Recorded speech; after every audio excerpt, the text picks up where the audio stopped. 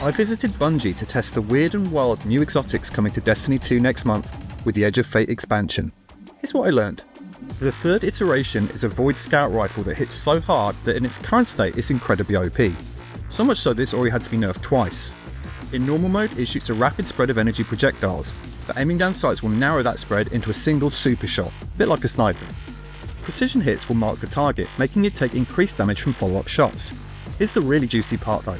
Each headshot will turn you invisible and grant true sight, which is basically wall hacks. Unless it gets changed again, expect this one to be an absolute terror in PvE and PvP. Graviton Spike is a craftable exotic hand cannon that can swap between a fast-firing arc mode or a slow-firing stasis one. Final blows and precision hits with one elemental type will charge the other, making it great if you've got fidgety fingers. Once charged, the arc mode cools down lightning bolts, while the stasis one releases cold snap seekers that freeze nearby targets.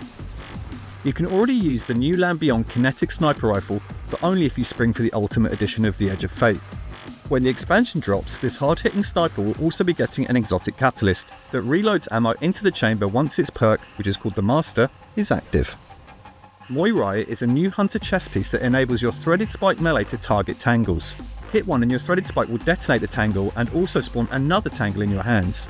I found this one a little hard to make work in playtesting, but there's definitely some powerful synergy if you pair it with the whirling maelstrom aspect. Warlocks get the Moira Gauntlets which buff your solo buddy. With the gloves equipped, Helion shots will explode partway to the target, creating a carpet bomb effect. It's not the most flashy exotic, but it's still a good utility choice, particularly for pure solo builds. But the real standout is the Molasse Panoplia, another pair of gloves, but this time for Titans. First you need to activate the Forge Master buff by getting solo kills, but once that's ticking you can throw your baby hammer and then recall it with a second press of the melee key. Yup, exactly like Thor in the Avengers.